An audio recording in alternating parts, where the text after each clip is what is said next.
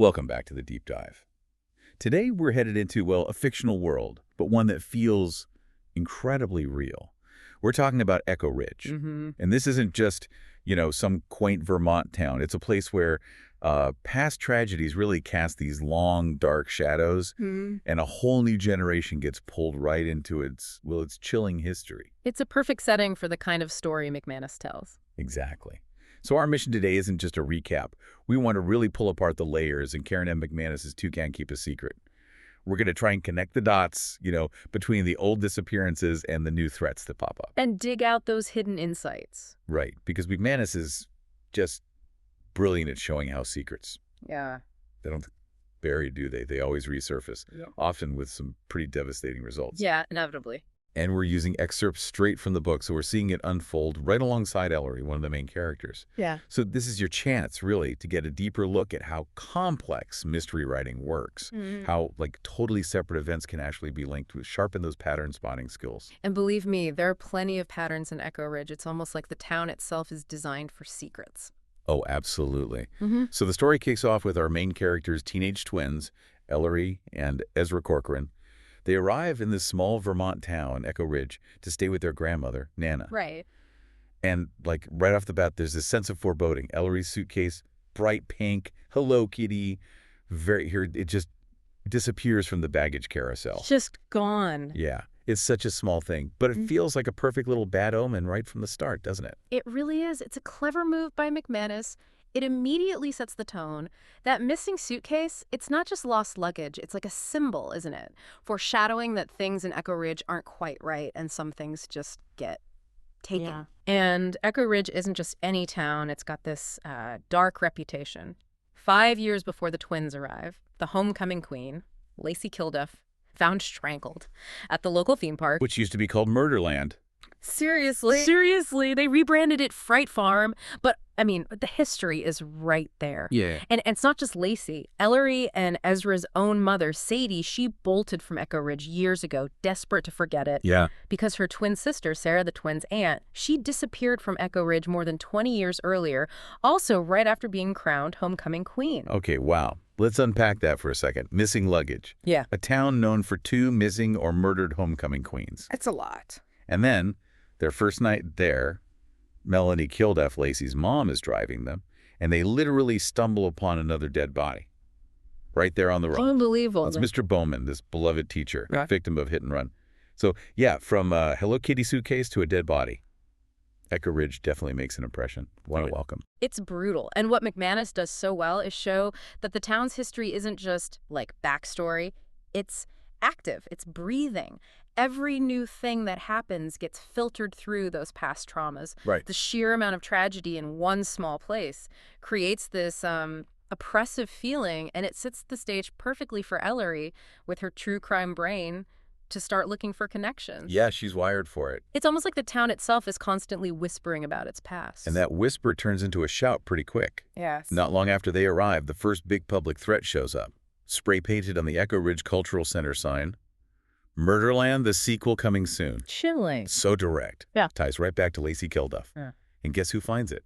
Ellery and this local kid, Malcolm Kelly. Malcolm Kelly. And his presence there is immediately significant, isn't it? Because his older brother, Declan Kelly, he was Lacey Kilduff's boyfriend. And the prime suspect in her murder. Exactly. The whole town already suspects the Kelly family. So Malcolm finding this new threat, it just pours fuel on that fire, points suspicion right back at them. It's very smart writing by McManus, using those small town biases. Right, it's instant tension.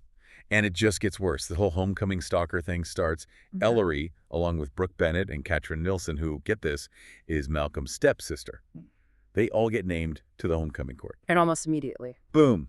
Their lockers, their cars vandalized, Yeah. with explicit references to Murderland, no subtlety at all. The message is terrifyingly clear. The past is back, and it's targeting the new homecoming court. And this is where Ellery's true crime brain really kicks into high gear. She starts analyzing it, thinking about the modus operandi. Yeah, she does. These threats, they're public, they're planned, they feel different from how Lacey was killed. Less personal, maybe, more like a performance, like a copycat or someone trying to make a statement. That's a good point. The threats are scary, yeah, but they aren't direct violence, not at first. So it makes Ellery and us wonder, Who's doing this? And why this way? Is it really a killer or something else? McManus plants that seed of doubt perfectly. Yeah, it makes you question the motive, not just the fear factor. And Ellery, being Ellery, she's not just going to sit there scared. She wants to solve it. Starts digging into old yearbooks, looking for links. She finds out about the key players from Lacey's class. Declan Kelly, obviously. Daisy Kwan, Lacey's best friend back then. And a younger Ryan Rodriguez, who's now a cop in town. She's hunting for clues hidden in plain sight. And it's amazing how these details from the past just completely flip our understanding of Lacey's murder. Like Daisy Kwan, when Ellery pushes her, she admits she and Declan were secretly dating before Lacey died. Oh. But the real bombshell, Lacey had her own secret boyfriend, someone Daisy never knew. And then, the clincher. Daisy says she found Lacey's missing class ring, the one Declan gave her years ago, and she turned it over to Officer Ryan Rodriguez. The same Ryan Rodriguez from the yearbook. The very same. That ring is critical. It's a physical link connecting the present threats back to Lacey's murder, suggesting the first investigation missed something huge. It shows how one overlooked detail can let a secret fester for years. And the secrets aren't just about crime, are they? They're tangled up in family, too. Which brings us back to the Corcorans.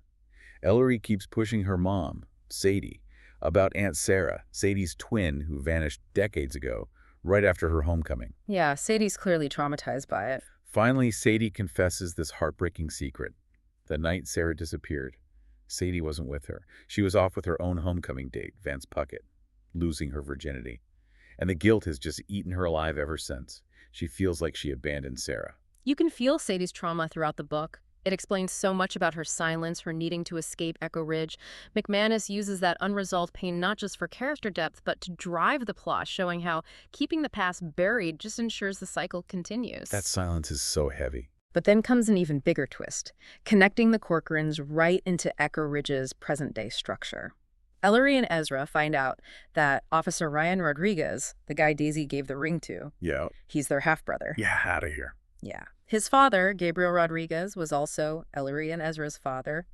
Sadie had a secret affair she never told anyone about. Okay, now it's getting really juicy. This web isn't just crime. It's deep, personal family history. Ryan, being their half-brother, changes everything for the twins. Their view of their mom, their family, their connection to this town's darkness, it links them directly in a way they never imagined. It hammers home that core theme, doesn't it?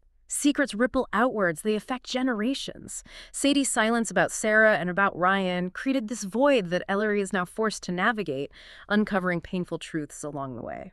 And as the story unfolds, another piece clicks into place, or rather, goes missing. Brooke Bennett, one of the other girls on the homecoming court, disappears. Right, and her behavior right before was odd. Totally. She was super stressed, worried, almost frantic. Ellery actually overhears her secretly asking Vance Puckett, Sadie's old date, how to pick a lock. Brooke mutters something like, "This is harder than he said it would be," which immediately signals she was trying desperately to get something back or get into somewhere specific right before she vanished. There's this real urgency. And that troubled behavior connects directly to her disappearance. She was last seen by Malcolm Kelly, which, considering his brother Declan was the prime suspect in Lacey's murder, well, it puts Malcolm in a terrible spot. Suspicion falls right on him again. Yeah, McManus uses that town bias against the Kellys so effectively. You start to suspect Malcolm, even though he seems to be genuinely trying to help Ellery. It's classic misdirection. Definitely. But then Ellery and Malcolm find something huge, a car repair receipt. For Kitra Nelson's car, Malcolm's stepsister, also on the court. And the date. The night Mr. Bowman died. The damage lifted. Front of vehicle due to unknown impact. And get this, the car was fixed under a fake name, Amy. And Malcolm confirms he was out of town then.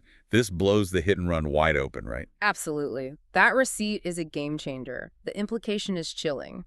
Katrin Nilsson was involved in Mr. Bowman's hit and run. Right. And Brooke knew. She helped Katrin cover it up. Maybe she was even in the car or found out right after. Brooke's desperation, asking about locks, wanting to get it back. She was trying to retrieve proof about the accident. She regretted the cover-up. She's trying to fix her mistake. Exactly, and that put her in terrible danger. It shows how Mr. Bowman's death wasn't random at all. It's all interwoven with the new secrets in Brooke's disappearance. So this changes everything. It's not some shadowy homecoming stalker pulling strings from afar. It's something much darker, much closer. A hidden crime, a desperate cover-up within their own circle. It reframes Brooke's panic completely.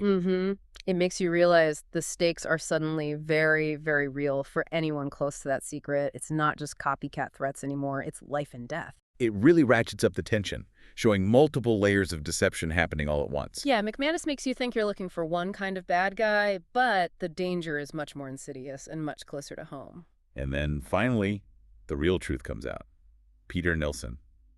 Katrin's dad, Malcolm's seemingly okay stepfather, he's the killer of both Lacey Kilduff and Brooke Bennett. Such a shock. His alibi about being out of town. Malcolm blows it up with one phone call to Mr. Coates, proves Peter was lying. It just shatters that family image. And Peter's motive. Yeah. It's just deeply disturbing, cold, calculated. He was having affairs with both Lacey and Brooke. Unbelievable. He killed Lacey when she threatened to expose him, took Declan's class ring as some kind of sick trophy. Then he planted it near Brooke's body years later to frame Declan again. Oh, my God. He killed Brooke because she regretted covering up the hit and run the one Katrin was involved in, and she was trying to get evidence back that would implicate him. Then he tried to kill Ellery and Malcolm, too, with a carbon monoxide generator, just trying to silence them. Yeah. And the way he acts, his casual comments, like calling Malcolm's mother remarkably compliant, it just paints this picture of a truly manipulative, dangerous person hiding in plain sight. McManus really nails the idea of the monster next door. That compliant comment is chilling, isn't it? It just shows his level of control, or perceived control. But wait, what about all those other threats? The spray paint, the vandalism, the Murderland stuff? Right, that wasn't Peter. That was Viv Cantrell, this aspiring journalist character. Viv? Seriously, why? Her motive was purely selfish and kind of pathetic, really. She wanted to manufacture a story for her portfolio, get attention from fancy alumni. She even rigged the homecoming court election to get Ellery on it, figuring Sarah Corcoran's niece was a better story. Wow. Then Katrin jumped in, helping with the vandalism to create a smokescreen, to distract everyone from the real secret Mr. Bowman's death and her involvement. So you have Peter killing to hide affairs, and then Viv pulling stunts for a career boost, and Katrin trying to cover her own tracks? Exactly. A bizarre mix of deadly secrets and, well, reckless ambition and panic. It's actually shocking. Some threats were about murder, others were about a journalism career. Yeah. And others were a panic cover-up. The town, the characters, they were being manipulated from multiple angles by different people for totally different reasons. It shows how in a place like Echo Ridge, truth isn't just buried, it's actively twisted. It really highlights how truth gets distorted, doesn't it? Not just by one killer, but by this whole network of people acting out of self-interest or fear or ambition. McManus builds this complex structure where it's not just one mystery, but several, all tangled together. And so, our deep dive into Echo Ridge's secrets winds down. Peter Nilsson's caught. Declan is finally cleared for Lacey's murder. Viv's whole scheme is exposed. The resolutions are messy, yeah, and painful, but maybe they offer some justice. Maybe the first step towards healing for that town. Yeah, the story really drives home the impact of secrets and lies, how they devastate not just a community haunted by its past, but the individuals caught up in it. You see Ellery digging for truth, uncovering not just a killer, but her own family history, too. Finding some understanding for herself and for Sadie. And Malcolm, too. Finding the courage to confront his stepsister, his stepfather. He helps catch a killer, but he also clears his brother's name. That must have been such a huge weight lifted. For sure. This deep dive really shows how, even in the darkest places, maybe some light comes from finding truth, from connection. Ellery, Ezra, Malcolm, Mia. They were all kind of separate, but these awful events brought them together. Maybe those new bonds are what Echo Ridge needs. It makes you think, doesn't it, about how communities handle past trauma, that pull between wanting to forget, just move on, versus the need to face those hard truths to actually heal. It poses a question for all of us, really. How do we balance that? The desire to forget versus the need to confront? Because, like Ellery finds out, secrets don't just vanish. They wait, sometimes for decades, shaping new generations, ready to blow up when you least expect it. The past really does control the present in insidious ways. It really does.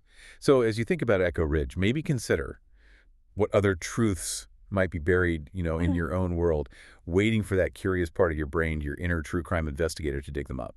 Something to think about until next time on The Deep Dive.